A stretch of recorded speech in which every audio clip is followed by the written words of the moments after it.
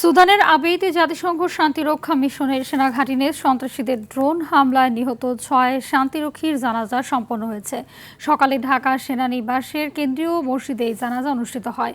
অংশ নেন স্বরাষ্ট্র উপদেষ্টা, সেনা, নৌ ও বিমান বাহিনীর প্রধান ও জাতিসংঘের প্রতিনিধি সহ সশস্ত্র বাহিনীর ঊর্ধ্বতন কর্মকর্তারা। পরে রাষ্ট্রীয় সম্মাননা শেষে নিজ নিজ এলাকায় দাফনের জন্য মরদেহ পাঠানো হয়। সাকিবুর রহমানের রিপোর্টে বিস্তারিত। সুদানে নিহত ৬ শান্তিরক্ষীর মরদেহ নিয়ে আসা হয় সেনানিবাসের কেন্দ্রীয় মসজিদে। শুরু হয় নামাজে জানাজার আনুষ্ঠানিকতা।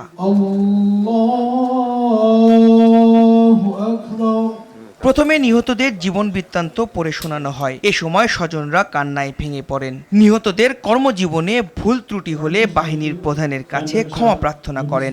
মনে কোনো রকম কষ্ট দিয়ে থাকে, আপনার আল্লাহর মেহেরবানিতে তাকে ক্ষমা করে দেবেন। আমার বট গাছ ছিল, কিন্তু এখন আর নাই। এমন ঝড়ে ভেঙে চুরমার হয়ে গেল রে বাবা, আল্লাহর কাছে আমি কি কথা বলবো।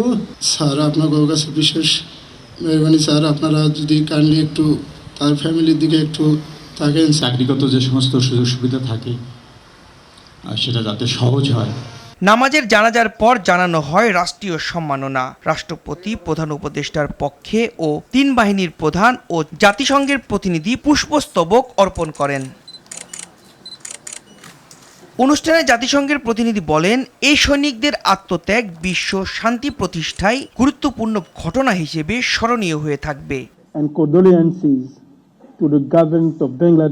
সুদানে জাতিসংঘ শান্তিরক্ষা মিশনে শহীদ হওয়া আমাদের ৬ সহকর্মীর পরিবারের প্রতি আমি গভীর সমবেদনা ও শ্রদ্ধা জানাই। একই সঙ্গে বাংলাদেশ সেনাবাহিনী এবং বাংলাদেশের জনগণের প্রতি কৃতজ্ঞতা প্রকাশ করছি। জাতিসংঘ মিশনে তারা অসামান্য অবদান রেখেছেন।